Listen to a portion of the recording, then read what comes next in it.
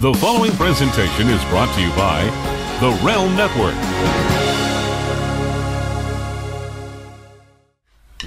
It's right about time again to swerve again, confuse the general fans again. Add another swerve and then... Oh shit! It's Vince Russo! Vince McMahon's best kept secret. I am the Antichrist of professional wrestling. David, I can't run the world title. I've got a wife, 3 kids at home, and I really don't need this shit. How can this show be so awful, Mr. McMahon? I didn't think it was. Viagra on a pole match. And Hogan, you big bald son of a bitch, kiss my ass. Judy Bagwell on a forklift match. McMahon, the family, the Rock, they screwed us all. Now you're the editor, right? Mankind did it! Jumpy, beat me! Goldberg steered Russo out of the cage. I'm from New York. I'll get downright nasty. This is Vince Russo's The Brand. Here we are now, and ladies and gentlemen, I want to introduce to you the great Damien Sandow. Damien, how you doing today, bro? Yes, I think that's the artist formerly known as Damien Sandow. But, yeah. Hey, I'm great. I am awesome. Yeah, life is good. Again, you know, I apologize. I had to drive like 30 minutes outside of my house to get this done. But hey, here we are. So yeah, and listen, Damien, with all due respect to the WWE and the legal department and all that, bro, I cannot call you Aaron Haddad. That ain't gonna work for me, brother. You know what I mean? Aaron Stevens is what I you know, that's like the other real name. So you know, there's that. There's a bunch of things that I've been called over the years. I've been called better or worse. So you know, we'll see. Bro, I gotta ask you this because when I didn't know what your last name was, and you know you smartened me up and you told me last night on the phone. So I'm curious, bro. What is your heritage? What is your nationality? It's actually, well, my mother is French and German. My father is Lithuanian and actually Romanian. So that's you know, a lot of people think that is a Middle Eastern last name, and I believe it is too. But that name has also been found in parts of Romania. And so I've been told that's where we're from, because I don't know. I was, you know, born here, and I wasn't there when the name was given out to probably like my great grandfather. But you know, I'm just hey, rock the name, do what you can. So, bro, right? you're a full blown mutt. Is that what you're telling me, pretty much? Oh, absolutely, yeah. I can't really claim one heritage or another. So yeah, bro, I got to tell you this, and I'm certain you've heard this before, but when I first saw you on WWE programming, I was drawn to you immediately, and I liked you immediately. The first time I saw you, I liked you, and I kept saying to myself, what is my connection with Damien Sandow, who I never met, but I feel like I know him, and I like the guy. And then finally, you know, like the bell went off in my head, ring-a-ding-ding, I figured it out. Do you know where I'm going with this? Has a lot of people told you that you remind them of somebody?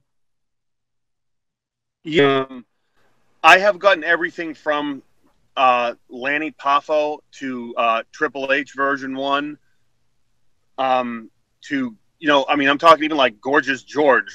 So, and there have been even more. But what like version 1 was, it essentially was. And I don't want to say throwback in a sense of like, but bro, Damien, hold on. I'm not talking like character-wise at all. I'm talking about when I look at you, as a human being, as a man. Oh, who's the first person that comes to my mind? And this is why I think I'm drawn to you. Superman. Hey, bro, that's a good one. That's a good one. But, bro, I got to tell you, this is a guy I personally knew. I was blessed to be friends with. I was a huge fan of his, one of the nicest human beings on the planet. That's why I feel I got this connection with you. I don't even know you. Bro, people have had to tell you, you look like Chris Kanyon. You know what? I never got that. Oh, bro. I mean, immediately with me. And I think that's why I'm drawn to you. I loved Chris. Wow. Bro, did you ever get to meet Chris? Well, you know what? He was very talented, and I got to meet him a little bit. With him, I just remember his passion and like how much he just cared about his craft. And I think, if anything else, like his legacy in the business will be that, like a guy who just really, really put everything he had, heart and soul, into what he did. Yeah, and Damien, one of the I don't know if I even want to say one of the nicest guys I ever met in a wrestling business. Maybe the nicest. I mean, sincerely, the nicest. And Damien, I got to ask you a question. Now, I don't know if it's because you remind me of Canyon, but also we've had some talks. And, you've made sure, in the couple of conversations we've had, to put the WWE over. Very thankful for the opportunity. Nothing bad I want to say. Very professional, very gentleman-like. But, Damien, I have to throw this at you. And listen, bro, I don't pull any punches here. Like, I go right for it, bro. I go for it. Yeah, Damien, I got to ask you this, because this is what I always say. It is hard to be a nice guy and literally exist in the wrestling business. And I know so many of my friends that were legitimately nice guys. They weren't a-holes. They weren't pricks. And they're on the outside looking in, because when it came to politics, it wasn't in them. It wasn't their makeup. They got chewed up. They got spit out. I was one of those guys, bro. I was never into politics. It's one of the reasons why I'm sitting here. And, bro, when I look at your resume and I look at your body of work, I cannot believe either so many people were clueless or Damien was too nice a guy to get what he should have gotten. Am I off base with that, bro? Are you a prick? Well, I think that depends on who you ask. Look, I've kind of, over the years, I've kind of, developed my own, as everyone does, and we're not going to get into a discussion of psychological development or anything like that, but, no, you know what? Do unto others. And I am never, ever going to let a job or a business or an industry have that much power over me that it will compromise my own principles.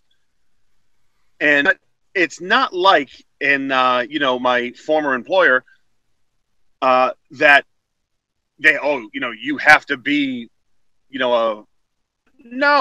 And it was not like that at all. And you know what? I went to work. All I have control over is when I am out there, how am I entertaining the fans? How are they reacting? Anything else? Like, look, I just, I have faith. Everything will work out for the best and good. But you know what? In not being an a-hole, as you said, was to meet a lot of different people. And, while I think a lot of guys, they work their whole life to attain success in the wrestling / sports entertainment / whatever it's called now industry. And they think when they, they reach the pinnacle, whatever they think the pinnacle is, WWE, TNA, Japan, Mexico, whatever it is, and they have this success, they feel anything after that is on the way down. And if you're looking at the microcosm of our industry but see, to me, life is really a lot bigger than any one particular job, whatever you're doing. I mean, hey, look, you're podcasting now, right? Mm-hmm. Right? I mean, it's just, hey, life happened to take you here and you're being successful at it. With me, again, I go out to the ring. Look, if I'm a bad guy, I'm going to act like a bad guy. And if I'm, a good guy, I'll make him cheer. And if I'm acting like a blithering idiot, hopefully I'll make him laugh. But kind of being true to who I am, meeting a lot of people have, helped me actually, even when I was there, just introduce me to other people and just kind of like it snowballed from there. So to be quite honest, Vince, when that I got the phone call. I was like, oh, okay, cool, whatever. I'm, probably like play with my dogs, and I actually did. I cleaned my shed out, which was a big deal at the house. Like that was huge. No, like my phone was ringing, and it was other opportunities saying like, okay, hey, are we ready to try this avenue or this avenue? And I'll tell you why. Like, to me, and I feel like I owe the fans something, and I don't know if that's weird or whatever, because they've given me a great time in WWE. And I say the fans because it was because I produced, It was because, look, you put me on that segment,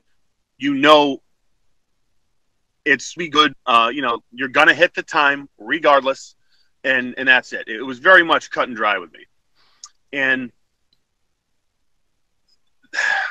because of, again, like just the fans and stuff, and I'd like to go in a more intimate setting, and I've taken actually a couple like signings and stuff here and there, and just to go do that. And but I think like the way the wind's blowing now, it's going to be spending a little more time out in Los Angeles, and it's coming faster than I thought. But hey, if that's what life is thrown at me, that's what I'm going to do. And I'm not closed to anything. I'm not closed to going to a different wrestling company if these circumstances are right. Damien, I got to ask you this, bro. Listen, and I want to make this perfectly clear to you. Mm-hmm.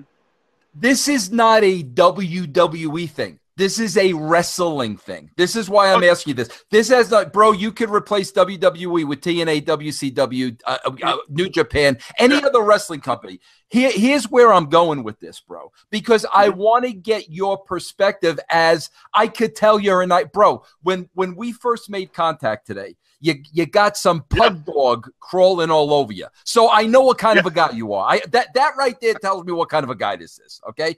Damien, I have to ask you this. Honestly, bro, listen.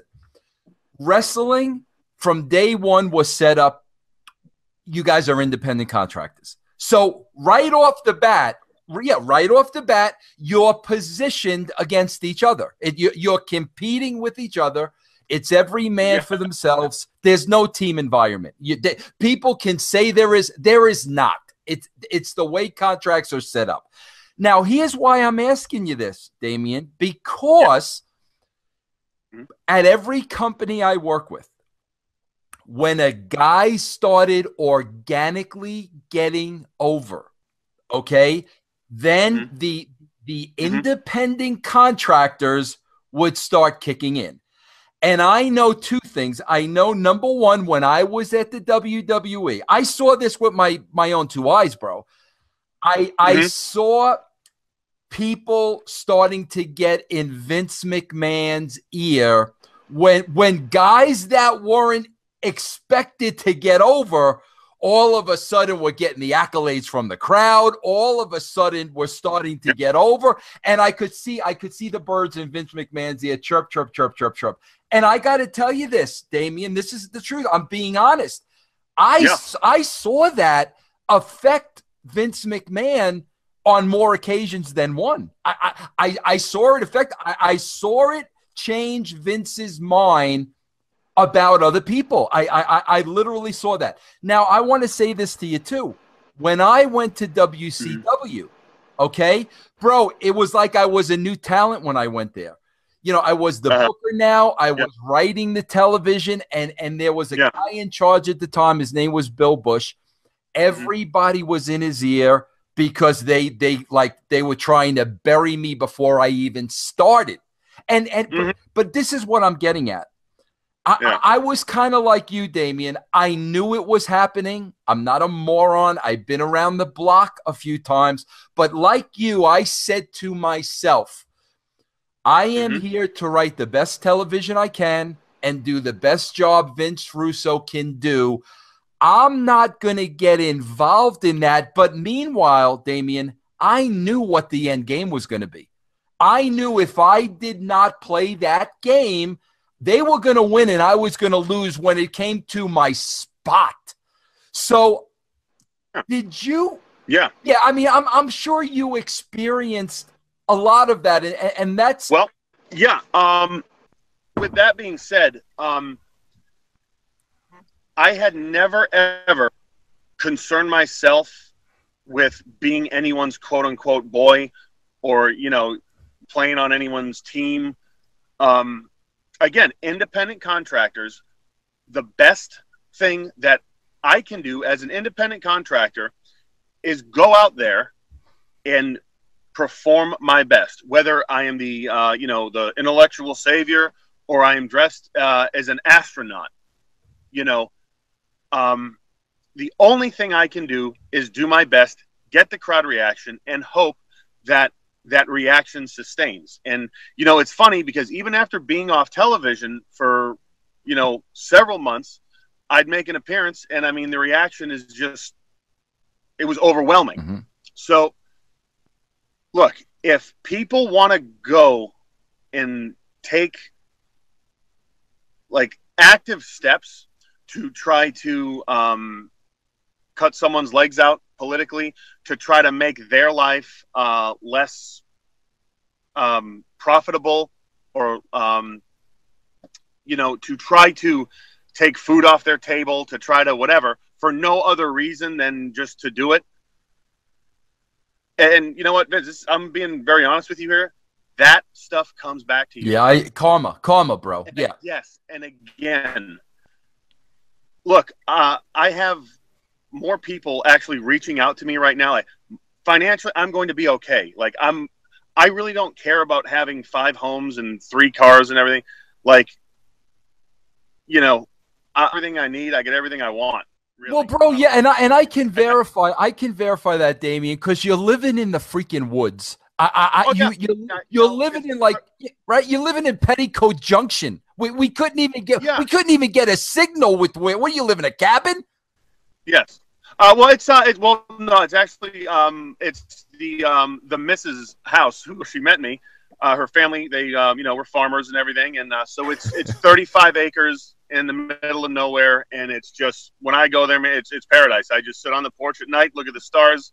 Do you get TV? Do you get TV? Oh yeah, we can get TV. Satellite, but we get it. But yeah, again, like, that's the stuff in life that makes me happy. Yeah. Family's healthy, everything's good. And again, to kind of like let on who I am, and I promise I am going to tie this in with the question. I'm not going to play politician here. We have enough of that on the news already. So, like, my grandmother was very sick and was passing away, and she ended up passing on a Saturday. And look, I know I wasn't being really used on TV and anything, but I called WWE and like, look, my family needs me. My mother was hard time dealing with it. My aunt was having a hard time. I have a very big family and stuff, and you know what? Okay, when I wanted to get in the wrestling business, I wanted to have action figures, be in video games, and travel the world, and be a star. And you know what? It's like, it's funny because when you get all that stuff, it's cool. Don't get me wrong. First action figure is awesome. That's just like a wow, I've kind of made it type of thing. And again, the WWE afforded me all that opportunity, but I also realized in that experience, I guess, when you get everything you want, what is really important in life. Mm-hmm. And again, at that point, yes, could I have said, no, I'm going to go there and I'm going to push with the writers and say, oh, I think I should do this, I think I should do that. Some may agree, some may not. Family is more important than work, whatever, okay? I don't have any regrets, and I am not saying that is, and I can pretty much assure you that that particular incident is not one of the reasons go. Because I actually sent out a positive tweet. I said, thank you, WWE, for giving me some time off. Bad company, but you're family oriented. The world to me that they were so gracious in letting me do that and being with my family. I would have done it anyway, mm-hmm. But at the same time, I felt gratitude towards him. I am not going to, at the same time, compromise my principles and, pester these writers and say, oh, hey, I have this idea, I have this idea, I have this idea, I have this idea, and do it every week. Hey, and yes, I would send ideas in. I would talk to the people. Hey, what if you went that direction? What? After about 10 or 12 times, look, there is really kind of nothing coming to fruition. And again, if no one in that company can see the reaction I was getting, and I have a hard time believing that, and they still don't want to go forward with the character, what could I do? What more could I have done? Go out there, get over, grab the brass ring. Okay, I think I've done that about 3 or 4 times. Yeah, well, Damien, that's what I want to talk to you. Maybe it's just the timing too. Yeah, Damien, listen. This is what I want to talk to you about. And again, I want to make this perfectly clear, guys. This is not a WWE thing at all. This is a wrestling thing. I was a writer in the wrestling business for 3 companies for many, many, many years. I worked with the best. Everybody knows who I work with. I don't need to give you my resume. When I sit back and I watch a television show and a wrestling show, and somebody has the it factor, I know it immediately. I know it immediately. You can't teach it. Killer Kowalski can't teach you it. You either have it or you don't have it. When I saw Damien, this guy has it. But Damien, listen, I'm trying to put my finger on it. I'm trying to see if you can give me some understanding. When I look at your body of work, and let's face it, the WWE comes into play here because that's the majority of where you worked. There were so many stop and goes where, okay, first, you go to Kowalski school, you do the OVW thing. They sign you to, you finally, appear on WWE TV. And so, and I believe after a year, they release you after a year, the first time. Yeah. Okay. So, but let's put this in chronological order. They sign you after a year. Okay. There's nothing there. We let them go. Now you go to Puerto Rico, and Damien, I have to ask you that as a wrestler, as a performer. Let's face it. Just like a baseball player, you want to go to the major league. Every wrestler, the dream is to go to the WWE. Damien, what happens to you from a psychological point of view where you get a taste of the water for like a year? They release you, and now all of a sudden you find yourself working in Puerto Rico. What goes on in your mind at that time? Look, what was going on in my head was, I knew at that point I had more to accomplish within the wrestling business. So I made the decision to go to Puerto Rico and to say, you know what, one way or another. I called Carlos, went to the island, year and a half, and I was until WWE called me. So right then and there, it's like, look, if Carlos sees the value in me, and, I'm not there for just a couple months or shots. No, he said you're here as long as you want, which I'm very grateful for. But ended up getting the call to come back. And it's just, I just kind of have this thing when I set my mind to something, come hell or high water, and God willing, of course, it'll happen. In that, okay, so Puerto Rico worked out, and I was at FCW at the time, and that worked out. And, and Vince, I'll say even, upon my second return to WWE, that worked out. I consider this run a success. The WWE, and I think, Vince McMahon has even said this, they make movies, right? Mm-hmm. They tell stories. How is that different than, a Rocky movie? If Ivan Drago is written, or I don't want to say booked, but like it is in the script that Ivan Drago does the job. So that's what's going to happen, and all Ivan Drago can do is be the biggest, baddest Russian, and as a result, look, he's iconic, But with me, when I got to the WWE, I mean, I challenge anyone to find who has done the spectrum of things that I've done.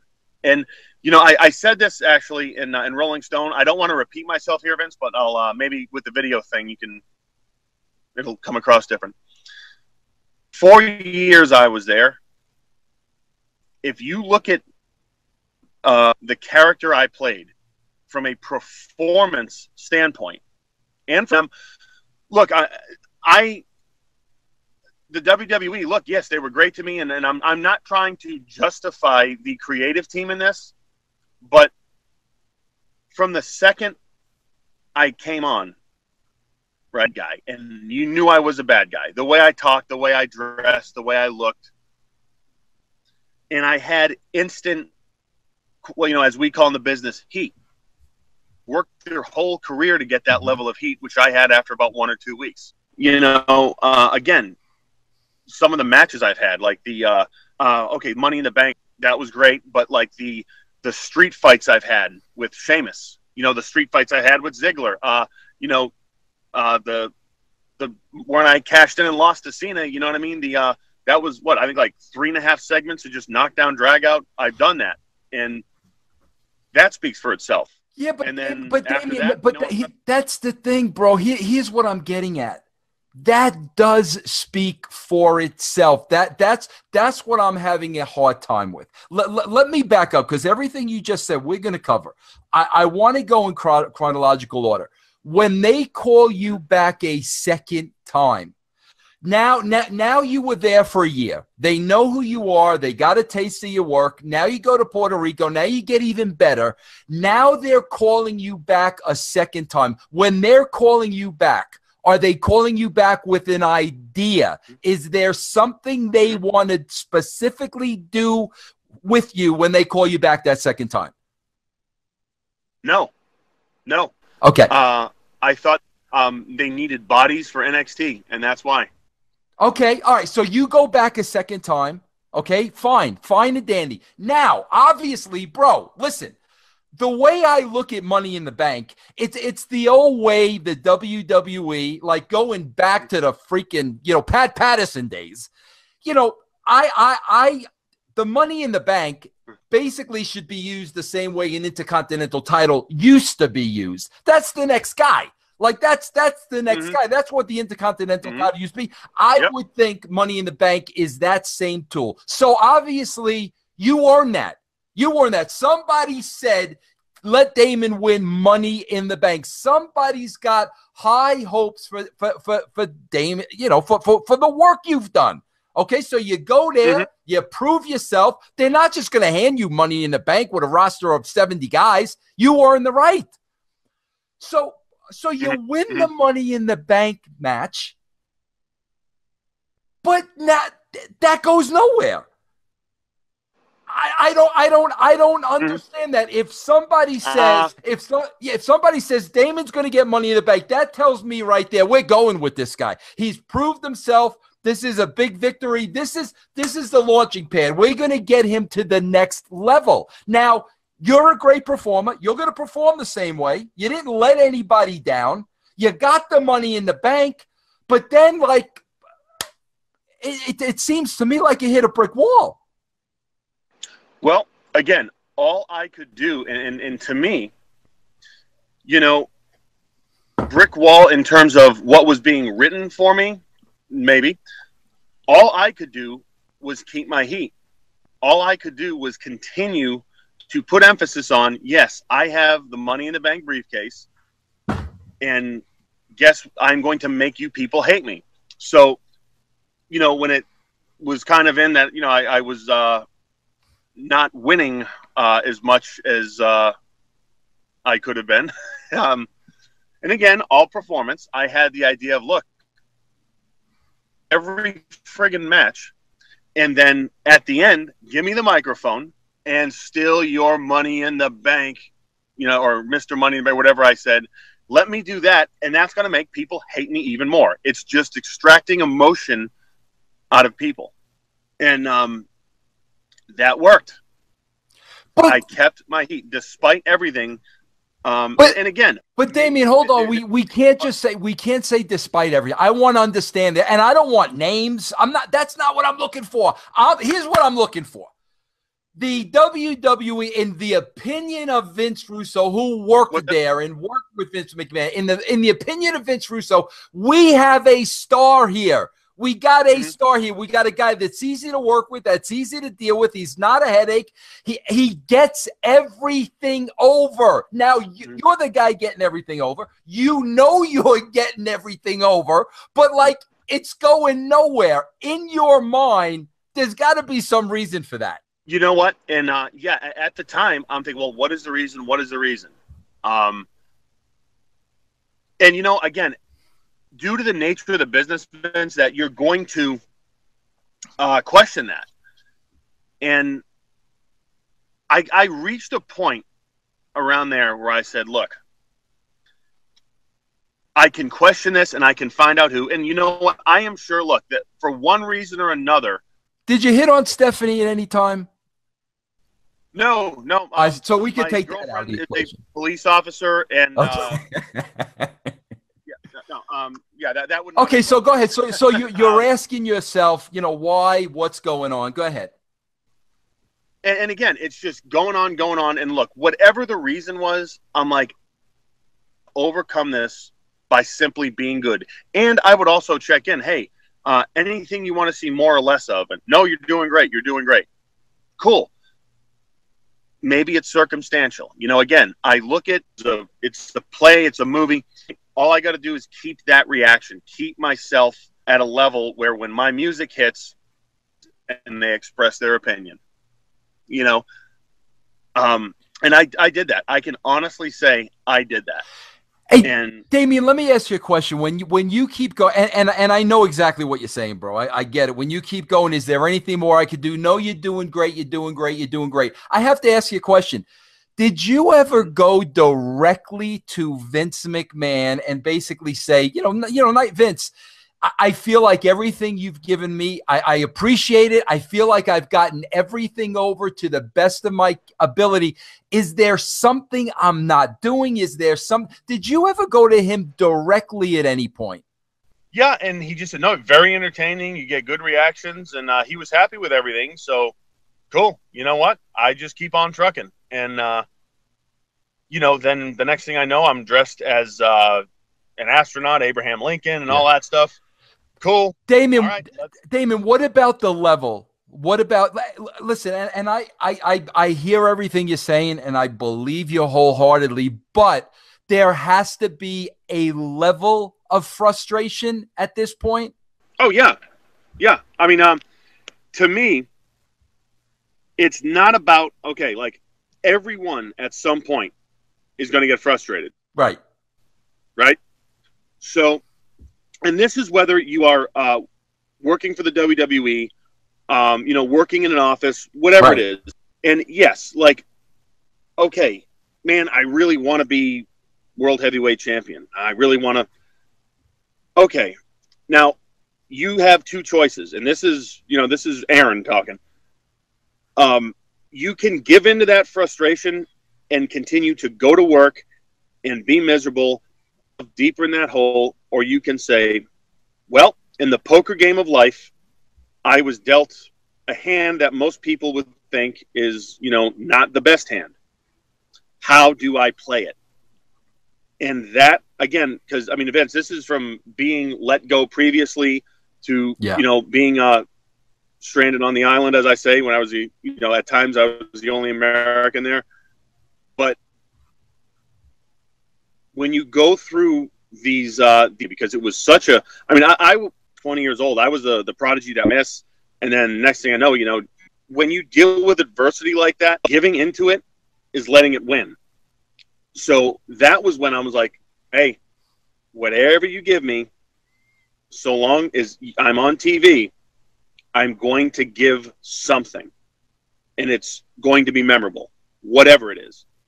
And Damien, was I'm asking you this because I'm looking at the case of Cody Rhodes. Yeah. What was leaving an option at that point, or that wasn't on the table? You know, leaving on your choice, was that on the table, or did you ever consider that? Well, yes. You know what? Because and here's why. The last couple months, as I had been really kind of talking about, you know, the other opportunities, that's like a lot of those opportunities are in film. Right. And you know, some TV stuff here and there. Me wanting to kind of branch out as a performer. But at the same time, it's like, look, if I'm committed to something, I can't see, you know what I mean? Like, I don't know if that's like some old school stuff there, but,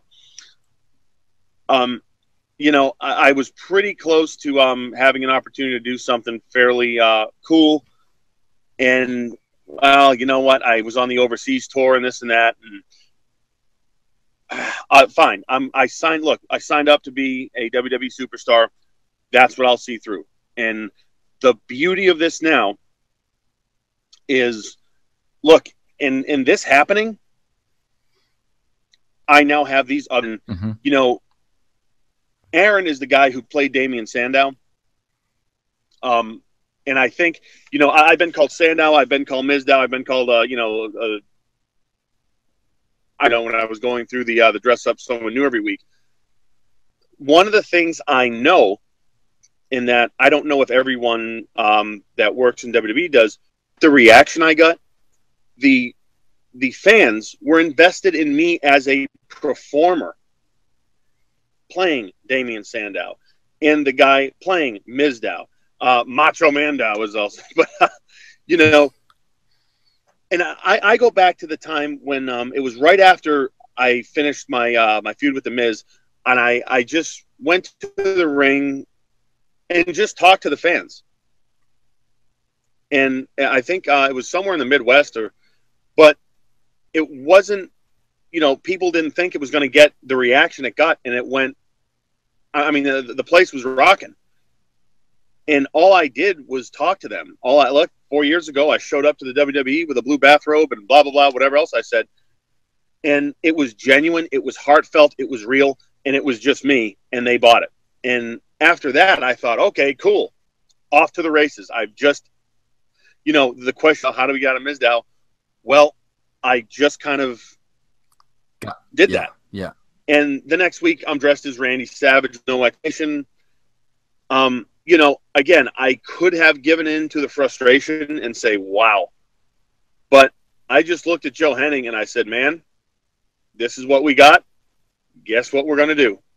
And we rocked it. And then, you know, it was not the stuff with Hulk Hogan that was responsible, because we were actually off TV for about a month and a half before that. And a lot of people, they say that. No, we had awesome time on live events, but time is a gift, and I maximized that gift every single time I went out there. And even in this past WrestleMania, when I simply just stood in the ring for a second, the reaction I got, seen that much since last WrestleMania, you know, before that, that reaction alone, how many guys can say they get that at WrestleMania? And all I did was stand there. And in one of the things, Vince, I will say, and this is my take on it. You know, you look at the thing when Miz and I turned on each other at the Battle Royal. You know, people say, "Oh, Damien, you should have won. You should have won. You should have won." Well, who had the loudest reaction there? Yeah. Who had one of the loudest reactions of the night? And it was funny, Vince, because in that moment, I realized, you know, and it's funny, if you're going to have a revelation, you know, in the middle of 83,000 people broadcast all over the world with the camera on you, is probably not the best moment for introspection. However, it was for me. But I said, look, this is it. There are top guys in our industry, guys who have been, and I hate the term push, but I'll say guys who have been, pushed and, who have been actively had, the creative machine behind them. And look, I just took a stunt double thing, and because I got constant creativity, it turned into this. Look, I'm okay. Like, there is nothing more I can do in the industry that will equal this, because more than winning a title, which, yes, the titles do mean something because of the history of them and stuff, but it's also someone saying, we're going to make you this guy. We're going to make you that guy. No, I mean, like, who gets that reaction that I got after not having the machine behind him? And it was genuine. It was not forced. Everyone was cheering because they wanted to. Everyone booed me when I first showed up because they wanted to. People laughed at Mizdow because they wanted to. That was it. Damien, let me ask you this, and I know you'll answer me honestly, but I have to ask you this again. I'm asking you this from the seat of a writer. Okay. Yeah. Now you basically, mentioned, you're getting over, you're getting yourself over. I've seen guys, you talk about a push. Listen, I've seen guys, the push is guys getting themselves over. Then you keep giving them more and more and more opportunity. I don't believe we don't just pick somebody out and say, this is the guy we're going to push. He starts in an infancy stage. The more and more he gets himself over, the more you give him. That's the way I worked anyway. So you're getting yourself over. They're really, you're starting to become a little frustrated. Now, you said earlier in the interview, you're going to the writers. How about this? How about this? How about the other thing? Do you think, I'm asking you this question for a reason, I'm going to tell you why.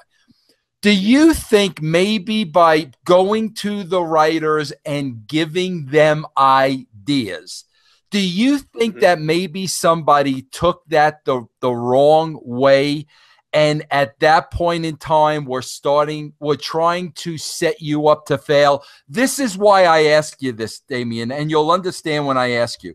Do you remember many, many years ago, we did a skit where DX went out like the Nation? Remember that? Yes. Okay. Yes, yeah. I wrote that skit. Now, when I wrote that skit, I knew in my mind, this is going to go one of two ways. This is going to be over the moon, or this is going to crap the bed. There's no middle ground, but I had enough faith in the talent involved that I knew those guys were going to hit it out of the park. But Damien, here's the thing, bro. I could have never put those guys out there every single week to do an impression or an imitation of somebody else, because guess what, bro? Some were going to be good and some were going to be really bad. So, like, as a writer, I know, okay, maybe Damien does a good Macho Man. Bro, he probably does a horrible Flair. He probably does a horrible Shaquille O'Neal. Yeah. He probably does a horrible astronaut. So there's no way, if I put you in an impersonation every week, everyone is going to be a home run. It's just impossible. Do you think there was any of that going on? I went to them with ideas. They didn't want to hear it. Now they may be setting me up for failure to see if I can get anything over. Because as childish as that seems, I've seen that happen in the wrestling business. Yeah, and you know what? Genuinely, and again, we're being straight here, I don't know, because I'm not privy to the conversations that, the creative team has when I'm not there. But if, in fact, that was the case, I did my best to prove him wrong. And you know what? I may not know anything about being an astronaut, but I do know a lot about entertaining an arena full of people.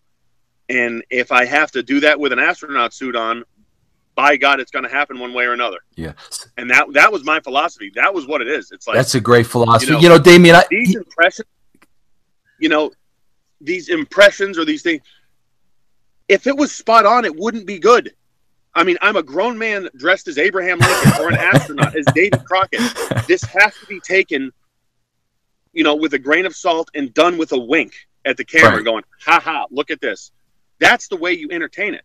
Mizdow, if Mizdow was, just, oh, yes, I get it. Miz falls down and he falls down. It would have been fun for maybe a month.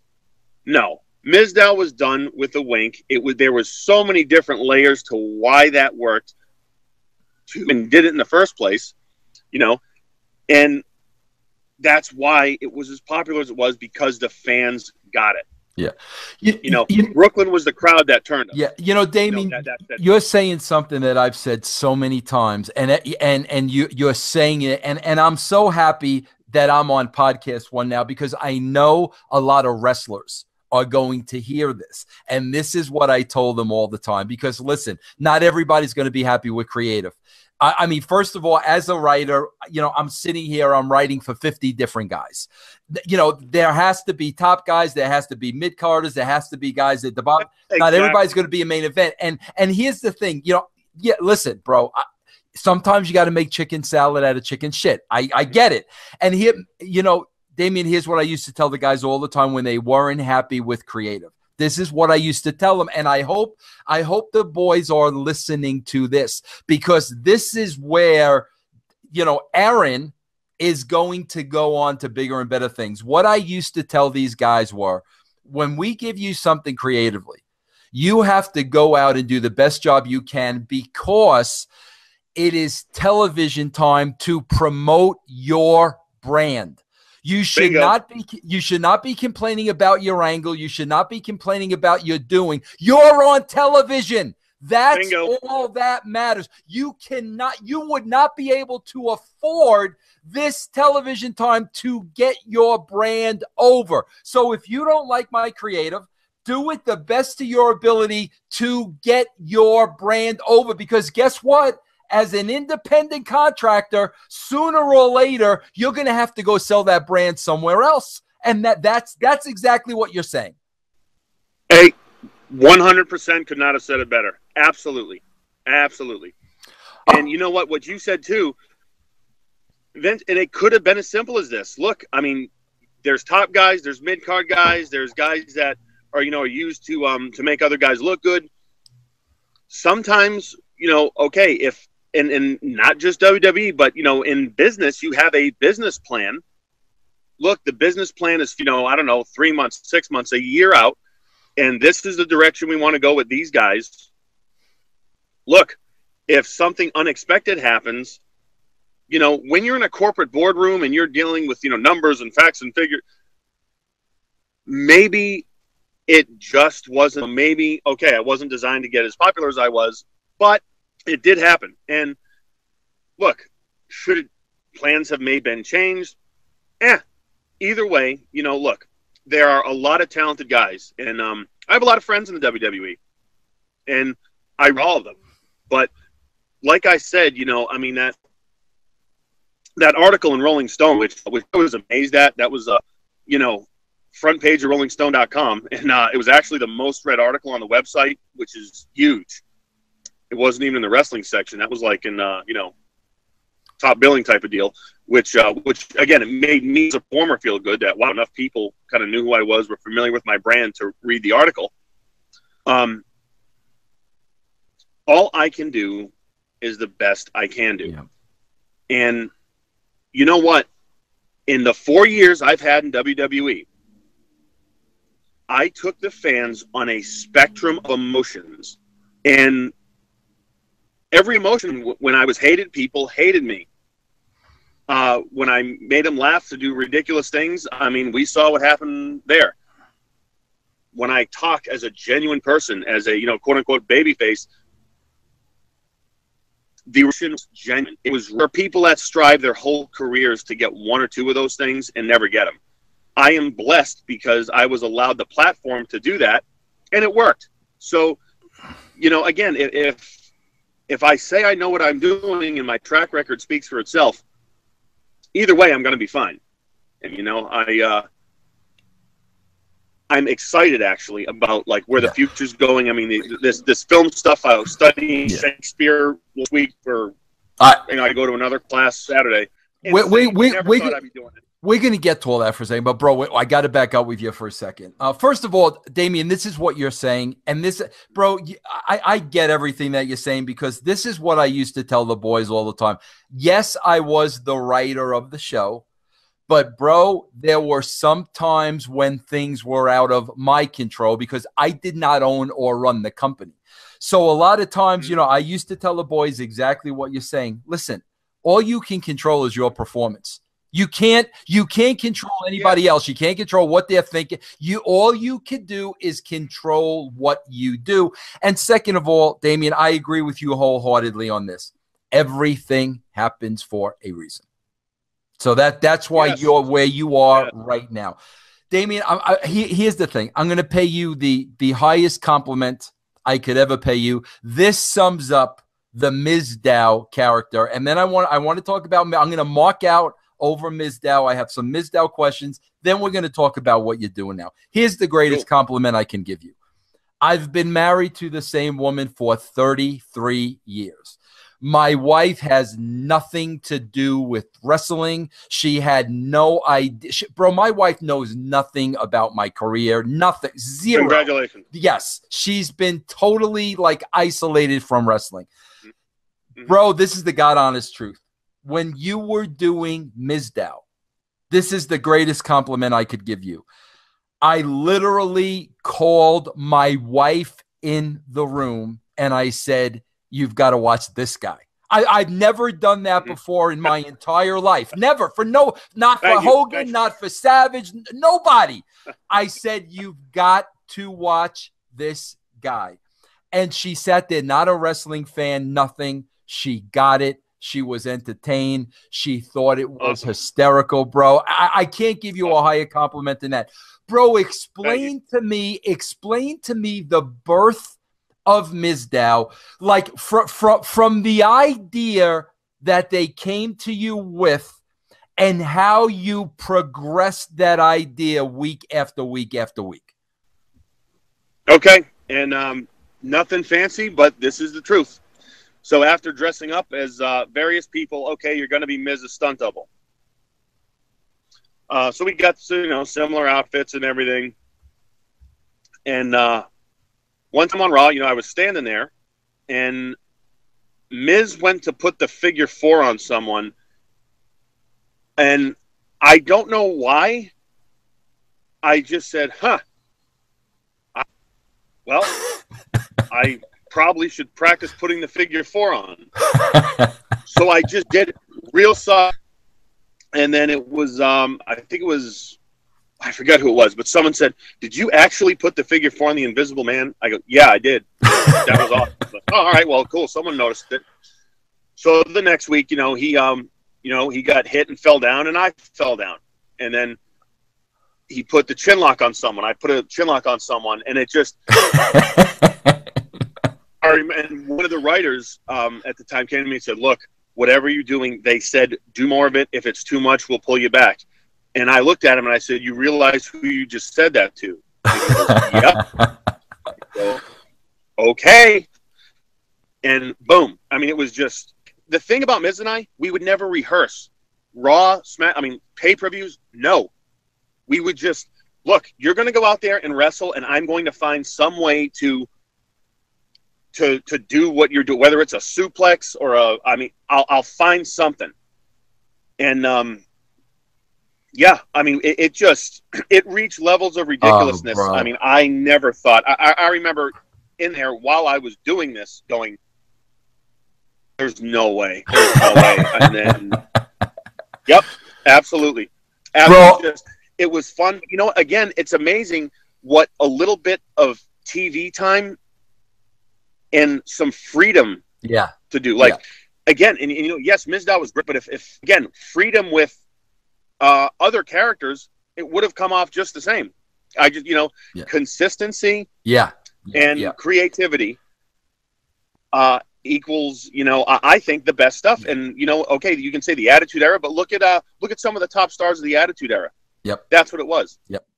Bro, I used to just I was so fortunate to have that with Mizdow. I was sitting there like literally. I still can't believe they never got this, bro. I'll be honest. I can't believe they never got this. But I would sit there and scream at my TV.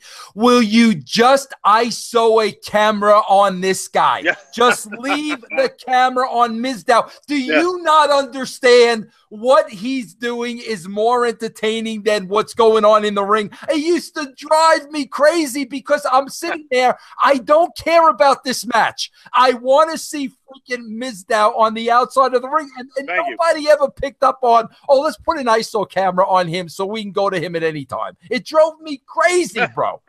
So Damien, let me ask you this now, bro. Let's be honest, and I know you've been so honest, and we're getting to the end of this thing, bro, because I appreciate this so much. Okay, bro, listen, you do the thing with Miz. Yeah, you do the thing, bro. They've got you there. I know when somebody's there. I knew when Austin was there. I knew when Rock was there. I knew when you, as a writer, you know when somebody's there. That we're there. We did it. Bro, and of course, the writers are going to take credit for it that we did it, but of course, you're the one putting the figure 4 on the Invisible Man. But regardless, bro, okay, we got him over. He's there. Bro, Damien, I'm being honest. Again, this ain't a WWE. Bro, I got heat with the WWE because, bro, they don't like the fact that, I don't sit here and I don't put everything over. If I like it, I put it over. If I don't like it, I'm going to say this is why I don't like it, and this is what I would have done differently. If you think I'm going to sit here and praise you for everything you do, I'm too old to be a shill. But I got to be honest with you, Damien. This is a guy, as a wrestling fan since like 1971, through working at the WWE, WCW, 10 years at TNA, the whole gamut. Bro, I'm being honest with you when I say this. I have never in the history of my relationship with wrestling, I've never seen a ball dropped so badly. Never. Thank you. There's no way you being on my show. It was ridiculous. It was like, unless freaking Triple H caught this guy in bed with Stephanie, every one of you guys should be fired. That's how I felt. Now, listen, bro, when you were right there and they creative, Vince, whoever, failed you miserably, Damien, as a human being at that time, you got to say, what the F, guys? I mean, like, seriously? You have to say that at that point. Well, there was part of me, yes. And again, I'm not going to say it. I wasn't like, oh, man, really? Like I was, again, at least in my mind, I was right there. And I had no known enemies or no heat with anybody that I knew of. It was around that time that these other opportunities started to present themselves. And that, to me, kind of was like, all right, well, let me just take this meeting with this person and see what's going on over here. And these other projects started to kind of pop up, and it had me really curious. Look, had I been completely immersed in, yes, I want to wrestle for, the rest of my my career, or like when I say career, as long as I'm physically able to, and I want this to be the only job I have, and yeah, I would probably have become a lot more concerned, I guess, with the circumstance. But at that point, Vince, it's like I have gone through so many, like, I get knocked down, I get fired, I get told no, and I come back. They give me that, you come back. You just, no matter what, you keep moving forward. And at that point, with these other opportunities, I kind of had to say, well, look, wait a minute. Let me just look into this. And I never thought I would be even talking to anyone who does, in TV or movies or this and that. And I mean, yet I'm meeting these people. And yet, again, because of this just stems from me in catering, just sitting down, and I didn't know who this guy was, and just talking and just being a normal human being, not being caught up in the world of, oh, I'm a superstar, and just being me. that led to another one, which led to another one. And now, again, like when in this, hey, we're cutting ties. Okay, hey, I said thank you for everything. And, you know, I actually, and this is the God's honest truth, and maybe I have too much empathy, but where my heart was at the time, and look, will always be with the WWE fans. Performing in front of them, and you know this from your time in the business, when you are out there, there is absolutely nothing like a live audience. You talk instant gratification, and like, you know, I fed off of the crowd just as much, if not more, than they fed off me. But my heart was like saying, explore this, do this, try this, come on, try this, try it. And in doing that, when my phone rang, it was almost like, okay, and I had some offers immediately. And like for the first 2 days, I didn't really talk to any wrestling people that have, you know, made me offers to come and do signings or whatever. It was like all so-and-so who manages this person call me. And then, you know, then an agent call me from here. And then just, I was lucky. I have some very, very smart people that have you know, a good portfolio currently that are working in the industry that are helping. And I just said, okay, well, let's make some good decisions, and let's not rush, you know. And as I'm finding out, you know, the difference between you know, acting or the Hollywood world and wrestling is, you know, you don't take the first project that comes to you. You know, you have to take the right project. And so that's kind of like the fun part of it. And I'm going to have to probably kind of, you know, maybe trim up the beard a little bit now and you know, I'd say take a shower, but I do shower on a regular basis. But well, bro, I'm a little bit more concerned, bro. This is a concern. Let me ask you this question first before I tell you what my concern is about the acting career. But this is my last wrestling question. Then we're going to talk the acting career. Bro, a couple things. Did you see the phone call coming at all? And bro, please don't tell me the reason was creative doesn't have anything for you. Like, so my question is, did you see the phone call coming, and what was the reason? What was the official reason? Well, you said not to say that creative had nothing for me. Oh my God, bro. That's almost like a sin. That's like a sin, bro. That's like a sin for them to say that to you. Well, again, you know what? Look, as a company, they have NXT, which, you know, look, NXT right now, I mean, that is cool. I wish I was in developmental now because, I mean, that's its own brand. They're traveling, and I think it's a good way to prepare guys for the main roster. At the same time, there's a lot of guys there. They got to make room for people who you choose to cut ties with to make room for new people. Look, that's based on corporate opinion. But did I see the call coming? No, but in the back of my mind was almost like, man, you know what? If I am you know, one of those guys, man, I could do this, I could do that. And, yeah. And when it came, it was almost like, okay, I'm not going to get to hang out with a lot of my friends as much, but you know, still stay in contact and everything. And yeah, I tell you what, sleeping in my own bed is great. Yeah. And you know, again, I'm going to have to go to LA here and stuff, but I did not like see it 100% coming. I mean, and I had said, hey, look, if you guys have nothing for me, this was a couple months ago, maybe do we take a break? You know what I mean? For a while. And I don't know, but circumstances, they are what they are. We all know them, but this has been a blessing. This has been a real blessing. Again, I'm not burning my boots, but there's other options I'm exploring that I couldn't do because of my commitments, you know? Now, Damien, did you say, are you married or is that your girlfriend you're living with? My girlfriend, future wife, whatever. You know, now, I'm not doing better than her.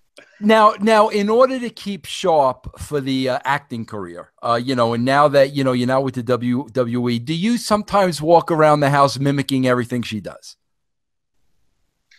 No, again, she is a police officer. Yeah, she's 4'11", 100 pounds soaking wet. And she's a police officer, bro. Who's she? Oh, and she teaches defensive tactics. Oh my God. Yeah, Damien, here's where I'm concerned about the acting career. All right, let's talk. Now, listen, I think we could agree you and I are good friends after this interview now, right? So I could speak. I would say yes. All right, bro. Yes. Listen, you know what I had to go through to get this interview with you.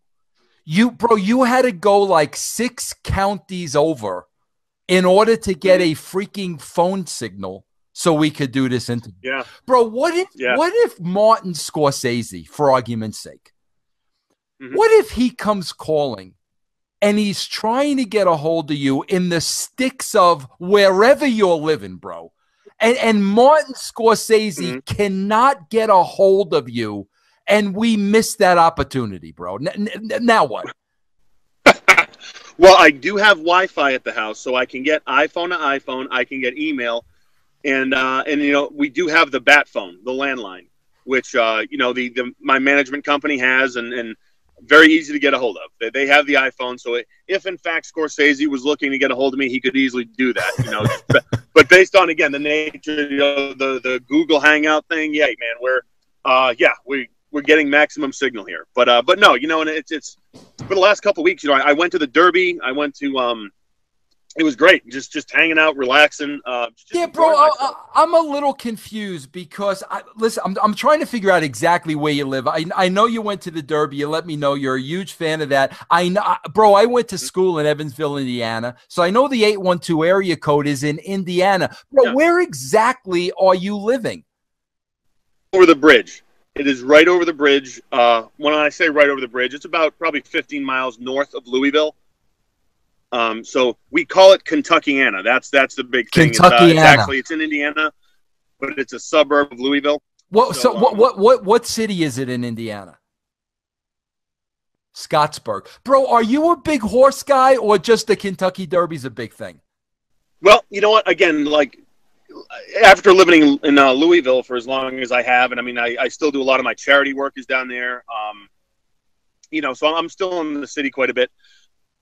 You have to be, that's just part of being a Louisvillian. But, it was funny. If we were going to do the podcast from the house, not only was I going to show you one of the dogs, Lucille, I was going to actually go and show you the horses out in the background. Oh, nice.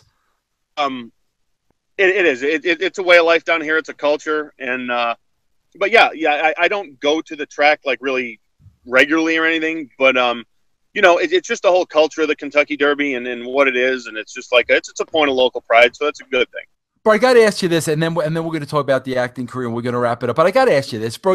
I spent a lot of time in Tennessee, for TNA. Yeah. I went to Nashville a lot, Jeff Jarrett's house a lot, and bro, I always used to get into the argument with these guys in Nashville and the South, bro. Don't tell me like NASCAR is a sport. NASCAR is not a sport. Guys driving around a track in circles, that has nothing to do with sportsmanship. So I want to ask you a question, bro.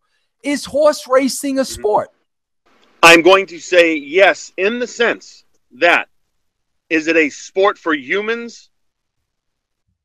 Like, humans. Like, are the jockeys? Would you consider the jockeys athletes? By definition,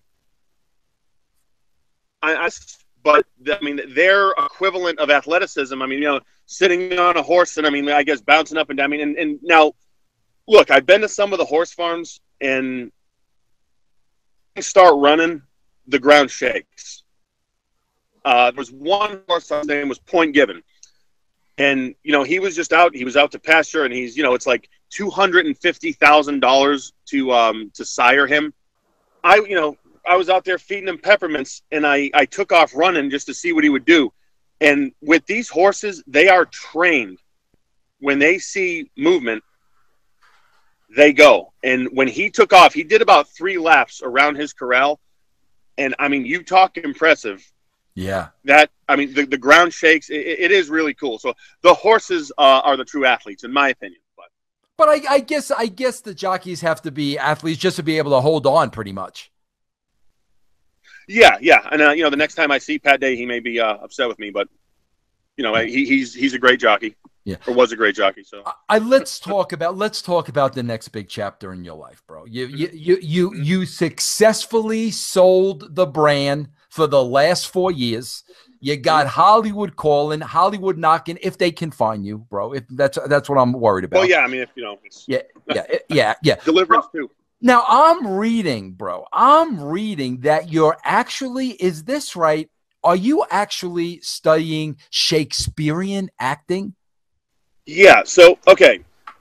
Here's how this comes about. Through like a lot of my charity stuff, been able to meet a lot of different kinds of people, based out of Louisville too. So, when I'm on the road with WWE, I made a lot of LA contacts, but here I made a lot of people in the community that are, very specific in their job description, I guess you call it. One of them being, Kentucky Shakespeare, which is one of the longest running Shakespeare companies in the United States, I believe. You'd never think that. I know Kentucky Shakespeare seems like two words that would never go together, but it actually is, it's a pretty big deal if you ever look it up. And I've been taking regular acting classes for about a year now. So, and from talking to several people who are actually working in, the movie industry here, I was like, well, should I explore this? And then equate it to wrestling. There are wrestling holds that I know that I have never used on television and probably never will. However, they're there. Yeah. And in Shakespearean acting, it's not unlike professional a lot because it's very staged and you're projecting and stuff. But if you can learn one or two tricks that can help you as an actor further yourself and just make you that much better, so be it. And then at the same time, you never know. Maybe I end up in a Shakespeare suit. I don't know. I mean, I don't want to do anything right away because, as I'm finding out, it is taking the right project as opposed to the first project. Yeah. And it may take some time, but you know what? Whatever it is, it's going to make it worth it. And at the same time, not burning my wrestling boots. I'm not going to deny who I was, but there is some real opportunity out there. And you know what? I think I'm really going to go and just kind of where it leaves me. Yeah, Damien, I have to ask you this because you just hit the nail on the head when you say there's a lot of opportunity out there. I've been to Hollywood enough and Los Angeles enough.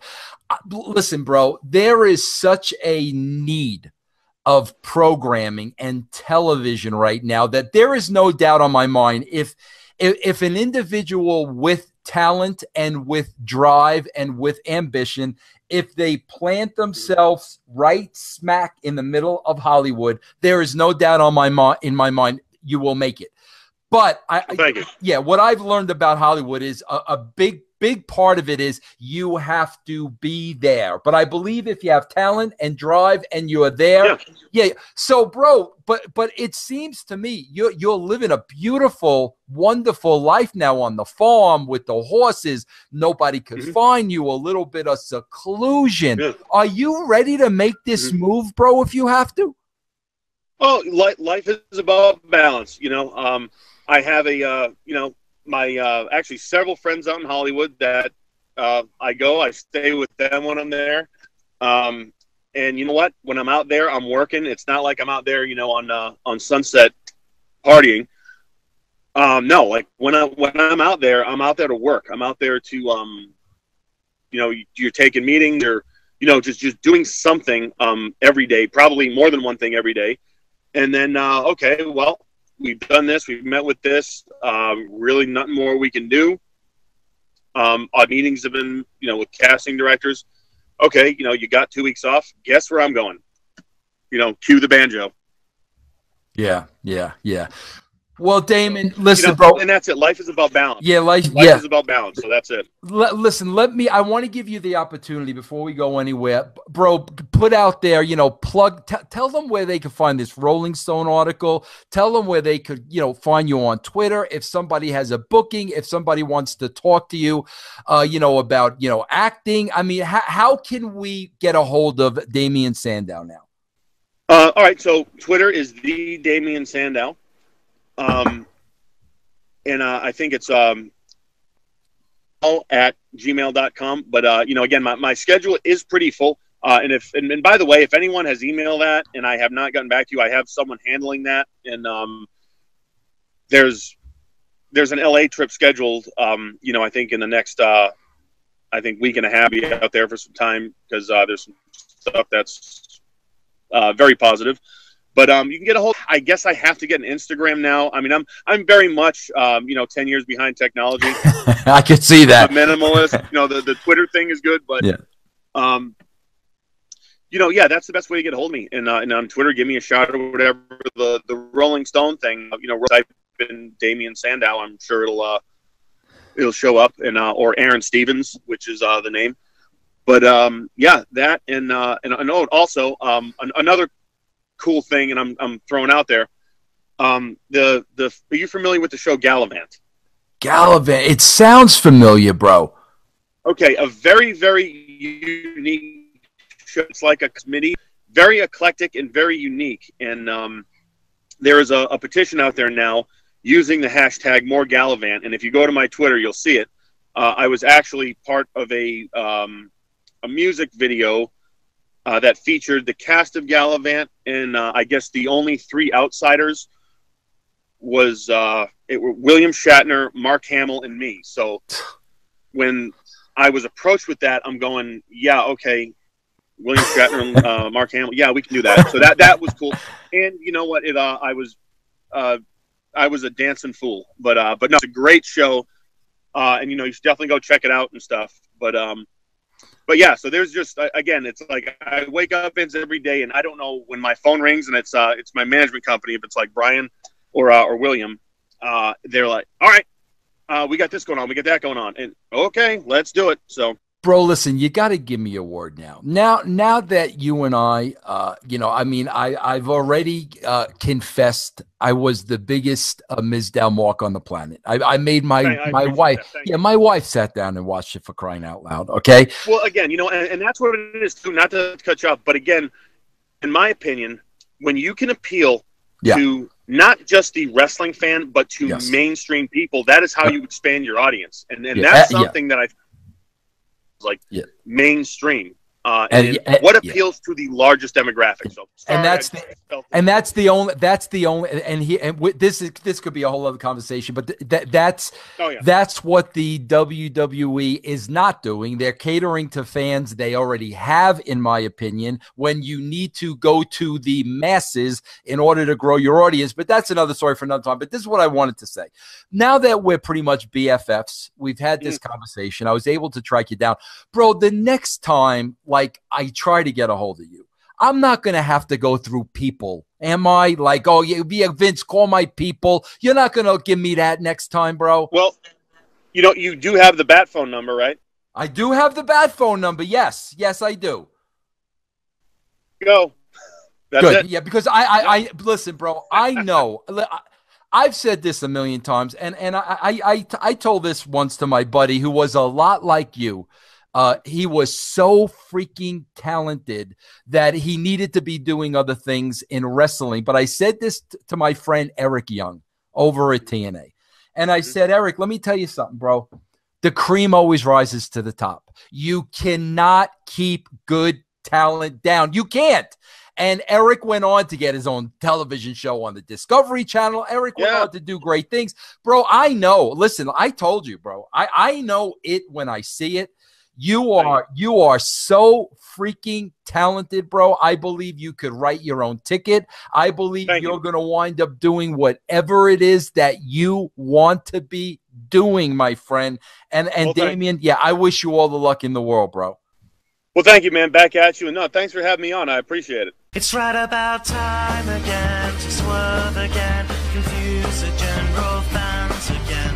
Add another swerve and then put it on a pole again. Put it on a pole again. Put it on the pole again. And our square to quad is gonna get emotional as I wait to overbook the damn car.